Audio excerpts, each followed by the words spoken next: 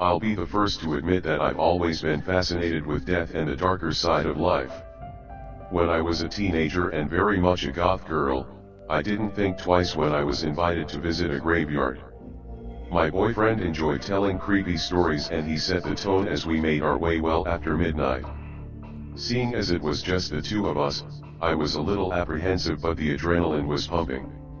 Once we climbed over the low fence we ran amok, laughing and trying to freak each other out. After about 45 minutes, we started to check out several tombstones reading out the epitaphs. I was particularly taken by one which was very old and nearly completely covered by ivy. As I pushed the leaves aside, my boyfriend whispered, "Can you hear something?" I asked, "What?" I stood up and strained my ears.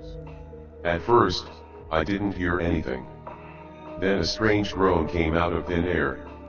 Before I could even scream, my boyfriend took off. I was shocked that he'd left me to my own devices.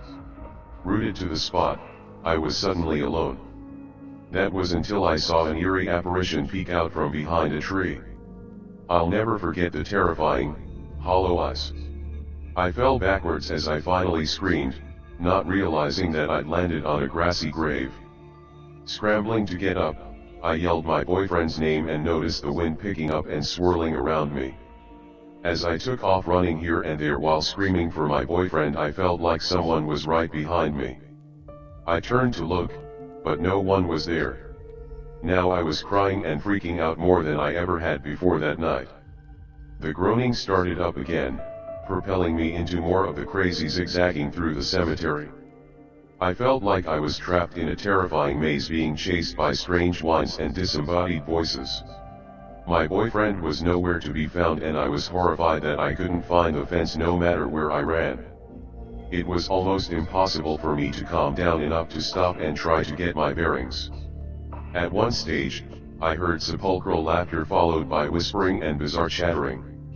I was absolutely petrified. I began to cry as I stumbled around confused and afraid that I would never find my way out.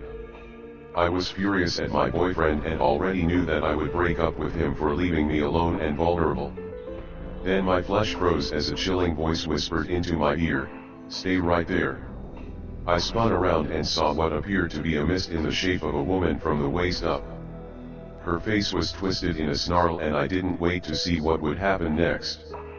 I bolted as I screamed blue murder. It felt like I was running for hours. Sobbing now and my legs so heavy and shaking, I finally saw the fence. In a single leap I made it over the fence, then twisted around. As a final blast of frozen wind hit my face, I knew I was finally free from the cemetery.